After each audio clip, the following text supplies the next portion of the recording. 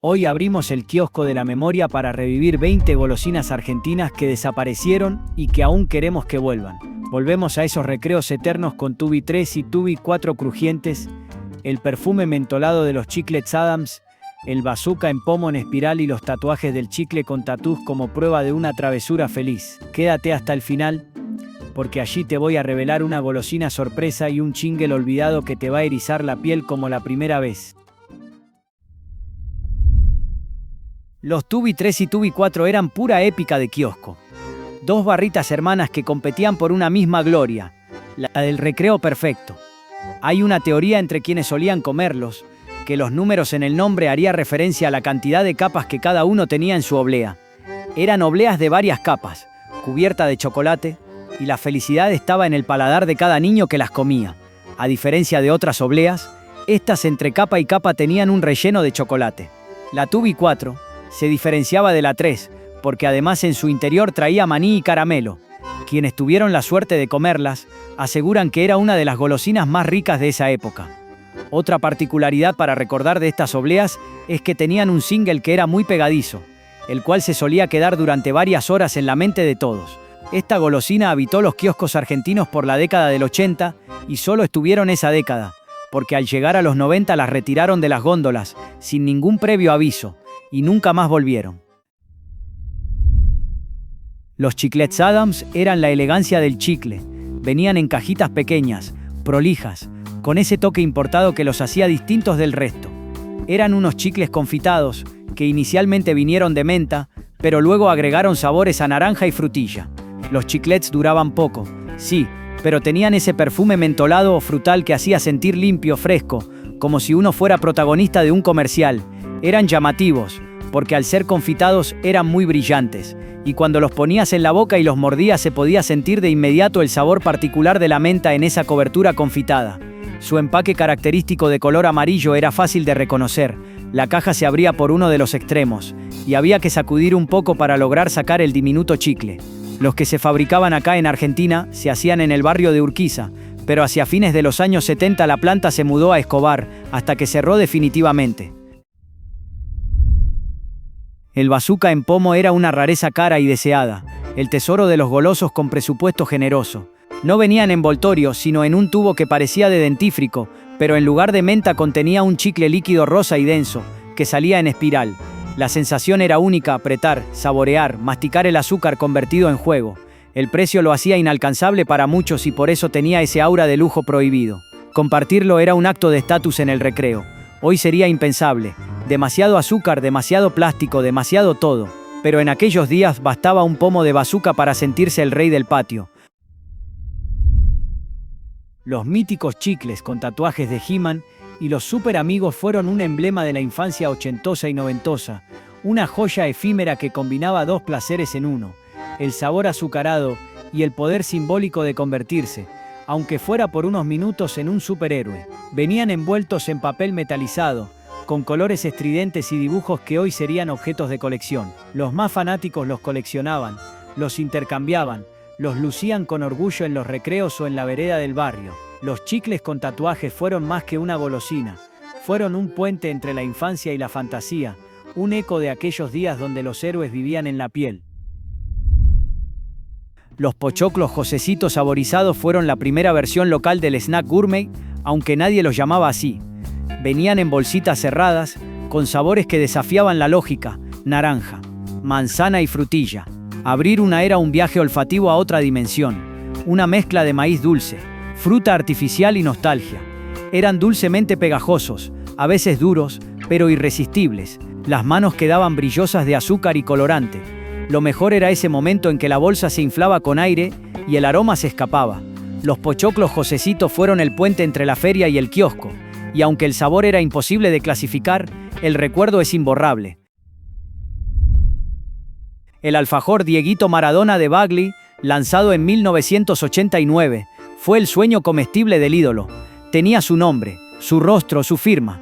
Comerlo era casi un acto de devoción. Venía en diferentes sabores, y cada uno tenía un color diferente en su envoltorio. Pero lo que realmente causaba atracción era que tenía una inscripción que decía: lee adentro del envase a ver si te ganaste una medalla. El sabor era clásico: doble galleta y dulce de leche. pero el verdadero valor estaba en la historia que cargaba. Cada mordida era una celebración del fútbol, del héroe popular que se volvía golosina. Cuando desapareció, fue como perder una estampita del santoral argentino.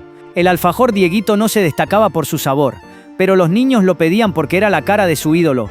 Incluso cuando sucedieron algunas cuestiones con Maradona, tuvieron mayores ventas, porque los fanáticos creían que así podían ayudarlo. Milka Nuzzini y Lila Paus fueron los reyes del refinamiento dulce. El Milka Nuzzini era una oblea rellena de avellanas y bañada en chocolate, mientras Lila Paus era un chocolate que tenía relleno de yogur de frutillas. Eran unos chocolates suaves con aroma a montaña suiza que parecía un lujo dentro de un kiosco argentino. Eran golosinas que hacían sentir especial a quien las elegía, como si comerlas fuera una decisión estética. Estos chocolates desaparecieron, pero tuvieron una segunda chance en el 2013, cuando volvieron a sacarlos a la venta. Pero esto fue solo un momento porque los descontinuaron nuevamente al poco tiempo. Sin embargo, el Milka Nuzzini existe pero fuera de Argentina, mientras que el Lila Paus no existe en ningún lugar del mundo. Punch eran unas pastillas frutales, de colores pasteles, bastante azucaradas. Un pequeño paquete explosivo que prometía sabor fuerte y cumplía. Venían en paquetitos finos y rectangulares. Estas pastillas eran pequeñas y rectangulares, con un diseño simple pero inolvidable. Era la golosina del colectivo, del cine, del bolsillo de la campera. Otras muy similares que aún existen son las yapa. Eran diferentes entre sí, pero hoy si querés probarlas, si te metes una yapa, vas a entender cuál es el sabor del que hablamos. Los Fiti de Gándara fueron una joya del ingenio. Venían en envases con piecitos y caritas de monstruos, 4 sabores distintos que parecían criaturas de otro mundo. Era un postre bebible y coleccionable al mismo tiempo, mitad juguete, mitad golosina. Los chicos los juntaban, los lavaban y los usaban de muñequitos, porque nadie tiraba un Fiti vacío. El sabor, una mezcla de yogur, vainilla y fantasía, variaba según el color del personaje. Fue una de esas golosinas que entendió que el juego y el gusto podían convivir. Hoy sería objeto de culto pop, un fósil adorable de una época donde hasta el envase tenía alma. El Sandy de la Vascongada era un postrecito, que tenía 3 sabores, vainilla, chocolate y dulce de leche. Se dice que el mejor de todos era el de dulce de leche. El Sandy tenía gusto a verano en el patio, la siesta y la felicidad. La imagen de este protre era un pato amarillo, y la publicidad televisiva era una banda integrada por niños que cantaban una canción haciendo alusión a que como alimentaba y era rico, era el permitido a toda hora. El Pit de Billiken fue un clásico absoluto de la infancia, ese dulce gomoso cubierto de azúcar que se transformaba en ritual entre hermanos y amigos. Su nombre sonaba como un susurro alegre, fácil de recordar y repetir en cualquier recreo, referenciando a los chupetes que usan los bebés. Su forma justamente era la de un chupete. Lo que más lo hacía especial era su textura, gomosa, ligeramente pegajosa, pero perfectamente moldeable a los dientes y manos de un niño curioso. La capa de azúcar no solo decoraba, sino que otorgaba un crujido al morderlo, un pequeño estallido de placer que acompañaba a la risa compartida. Cada bocado estaba cargado de expectativa. ¿Será más ácido o dulce esta vez? Su publicidad era un fenómeno por sí misma. El jingle "Me gusta el Pit, qué rico es" se incrustaba en la memoria colectiva y se repetía con entusiasmo, como si fuera un mantra de alegría infantil. Pite de Billiken no solo era un dulce, era la golosina preferida de todos en una época donde los chupetes se habían vuelto una imagen de moda. Había collares y pulseras con dijes con formas de chupete, el momento justo para que la golosina también se sumará a Trending Topic. Aunque ya no esté en las góndolas, su esencia permanece, flotando en los rincones de la memoria gustativa de quienes alguna vez lo probaron. Los frutifru eran caramelos masticables que prometían fruta y a veces se engañaban un poquito con la textura. Venían en sabores que evocaban directamente la fruta, banana, frutilla y manzana, colores intensos y vibrantes, y la sensación de un dulzor que podía durar minutos. Lo interesante era la expectativa que traía cada pieza. Uno esperaba encontrar un sabor auténtico. Eran caramelos que invitaban a morder, a explorar y a veces a compartir estrategias entre amigos sobre cuál era el mejor sabor. Su textura, firme pero flexible, permitía estirarlos o dejarlos disolver lentamente, convirtiendo cada consumo en un pequeño ritual. Estos caramelos eran grandes y sabrosos. Podríamos encontrar algún parecido con los sugus masticables o los flimpuff. La nostalgia de los frutifru no solo reside en el sabor, sino en la manera en que acompañaban la infancia. Transformaban un simple bocado en una experiencia compartida y memorable. Los caramelos Mumu tenían la magia del dulce de leche concentrado. Cada pieza era una explosión cremosa y suave, que derretía lentamente la boca con ese sabor único y reconfortante que solo el dulce de leche argentino podía dar. No eran caramelos comunes, su dulzura era intensa, pero con un toque aterciopelado que los hacía inolvidables. Compartir un Mumu era un gesto de generosidad, su textura y aroma envolvían, y cada bocado parecía un abrazo escondido en envoltorio. Su publicidad no necesitaba grandes historias. El caramelo hablaba por sí mismo, evocando meriendas en la cocina, recreos en el patio y tardes de domingo. La textura pegajosa, el sabor profundo y la suavidad cremosa convirtieron a Mumu en un clásico instantáneo. Cuando desapareció, quedó un vacío dulce en la memoria. No solo se extrañaba el caramelo, sino también la sensación de confort que ofrecía, ese instante breve en que todo parecía más simple y más feliz. El cremocoa de Terrabuzzi era un alfajor que parecía pequeño pero lo tenía todo. Galletita blanda, relleno de merengue, bañada en chocolate y con un corazón de jalea de frambuesa. Cada mordida era un juego de texturas y sabores que atrapaba el paladar. La suavidad de la galleta, la esponjosidad del merengue, el chocolate dulce y el toque ácido de la jalea se mezclaban en perfecta armonía. Su forma y diseño lo hacían atractivo visualmente, casi como si cada pieza fuera una mini obra de arte comestible. Era un dulce para saborear despacio, para disfrutar en silencio, sintiendo cómo cada elemento jugaba con el gusto y la memoria. El cremocoa era un bomboncito que endulzaba el momento con sabor muy agradable y la combinación de su relleno lo hacía único. Dejó de fabricarse en los años 90 y nunca más volvió a las góndolas ni a los kioscos. Las piedritas de Biliken eran pequeñas pastillas de frutas, ideales para aquellos que querían un toque dulce rápido y portable. Su nombre evocaba algo diminuto y precioso, y así era cada caramelo concentrado, vibrante y fácil de llevar. Cada sabor, manzana, naranja o limón, uva y multifruta, ofrecía un estallido fugaz de dulzura que quedaba grabado en la lengua, y la textura crujiente por fuera con suavidad por dentro los hacía irresistibles. Las piedritas eran el tipo de golosina que uno guardaba en un bolsillo y sacaba en los momentos de aburrimiento como un pequeño tesoro. Compartirlas era un acto sencillo de amistad, y recibir una pastilla era como un pequeño premio.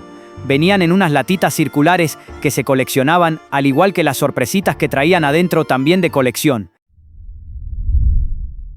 El Milky Bar de Nestlé ofrecía el sabor del chocolate blanco más puro, un lujo infantil que pocos compartían, con su relleno de mousse de chocolate, de una cremosidad y suavidad que lo hacían único, y su sabor inocente evocaba meriendas sin preocupaciones. Cada alfajor era como un pedazo de confort. Abrir el Milky Bar era un pequeño ritual, el papel brillante, la textura firme, la promesa de un instante de alegría que no necesitaba complicaciones. Su desaparición dejó un vacío nostálgico, porque no solo se extrañaba el chocolate, sino ese momento de pausa dulce que ofrecía. La piedra libre de Bagley con personajes de Disney era más que un simple chocolate, era diversión y fantasía combinadas. Cada envoltorio era un portal a historias de héroes y princesas, y cada bocado se sentía como una pequeña aventura. El sabor clásico de chocolate de calidad acompañaba la emoción visual de los personajes. Aunque no hay mucha información de que haya sido una delicia de sabor, ganaba por su packaging con personajes de Disney. Era un clásico que unía infancia y juegos. El alfajor Nesquik era un clásico instantáneo, galletita, chocolate y relleno cremoso que llevaba el sabor de la marca icónica. Su figura icónica era el conejo, que era el verdadero protagonista de la publicidad. Era un dulce confiable, de esos que uno pedía con certeza en cualquier kiosco, y su recuerdo permanece en nuestro recibo. Su dulzura y familiaridad lo hacían irresistible para los niños, y cada mordida evocaba la mezcla perfecta entre leche y cacao. El chupetín Crazy Depths, con forma de patita y polvito explosivo dentro, era la locura de los recreos. Cada chupetín era una pequeña explosión de sabor y sorpresa. La forma curiosa y el polvo que estallaba en la boca lo convertían en un juego además de un dulce. Su textura crujiente combinada con la explosión efervescente creaba momentos memorables que iban más allá del sabor. Era una golosina que no solo se comía, sino que se vivía y compartía, convirtiéndose en protagonista de risas y bromas entre amigos. El Chewinga, caramelos masticables envueltos en papel con dos colores diferentes, vendidos en la cancha, eran toda una experiencia. La unidad de medida era el puñado y eso hacía que cada compra fuera un acto casi ritual. Masticarlos mientras se vivía la pasión futbolera los convertía en símbolos de identidad y emoción compartida. Su sabor y textura quedaban ligados a la experiencia del estadio y a la camaradería de los hinchas. Su creador era José Eduardo Pastor, más conocido como Chewinga, Él y su mujer los hacían en su casa para luego venderlos en las canchas o eventos multitudinarios. Recordar estas golosinas es viajar a tardes de infancia, kioscos y recreos, donde cada sabor era emoción, compañía y ritual. Más que dulces, eran fragmentos de historia personal que nos enseñaban a esperar, compartir y disfrutar. Aunque ya no estén, permanecen vivos en la memoria gustativa y emocional de quienes alguna vez los eligieron, recordándonos que la felicidad a veces se mide en migas de chocolate, caramelos y competencias de globos hechos con chicles en una plaza.